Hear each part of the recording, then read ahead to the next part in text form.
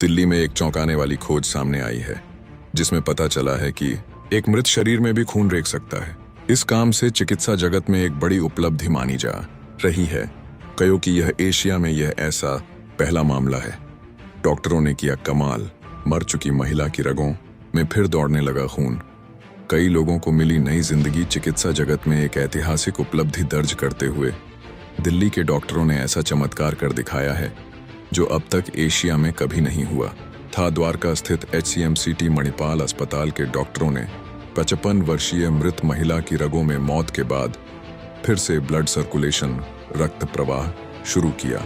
यह अद्भुत प्रक्रिया महिला के अंगों को सुरक्षित रूप से दान के लिए निकालने के उद्देश्य से की गई। NDTV की रिपोर्ट के अनुसार यह प्रोसीजर एशिया में अपनी तरह का पहला मामला है जिसमें डॉक्टरों ने नॉर्मोथर्मिक रीजनल परफ्यूजन NRP तकनीक का उपयोग करते हुए मृत शरीर में दोबारा रक्त प्रवाह चालू किया। इस प्रक्रिया के लिए extra corporeal membrane oxygenation ECMO machine का प्रयोग किया गया, जिससे महिला के पेट के अंगों, लिवर और किडनी में कुछ समय तक रक्त संचार बनाए रखा गया। मृतका गीता चावला मोटर न्यूरॉन रोग से पीड़ित थीं और लंबे समय से पैरालाइज्ड थीं। उन्हें 5 नवंबर को सांस लेने में तकलीफ के कारण अस्पताल लाया गया था।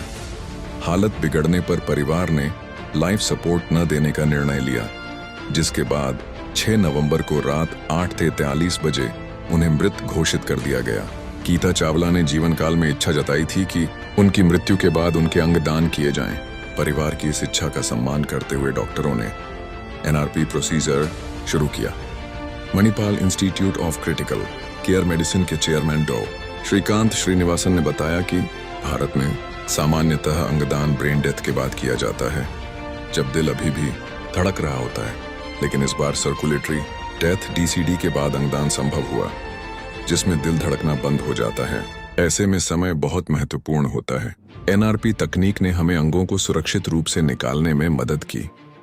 प्रोसीजर पूरा होने के बाद national organ and tissue transplant organisation NOTTO ने तुरंत अंगों को ट्रांसप्लांट के लिए अलॉट किया। गीता चावला का liver institute of liver and biliary sciences ILBS में 48 वर्षीय व्यक्ति को ट्रांसप्लांट किया गया, जबकि उनकी दोनों किडनियां मैक्स हॉस्पिटल साकेत में 13 और 88 वर्षीय मरीजों को दी गईं। इसके अलावा उनकी कॉर्निया और त्वचा भी दान की गई, जिससे कई अन्य मरीजों को नई जिंदगी मिली। यह उपलब्धि न केवल दिल्ली बल्कि पूरे एशिया के लिए ऐतिहासिक है, जिसने साबित कर दिया कि विज्ञान और मानवीय संवेदनशीलता मिलकर मौत के बाद भी नई जिंदगी दे सकते हैं।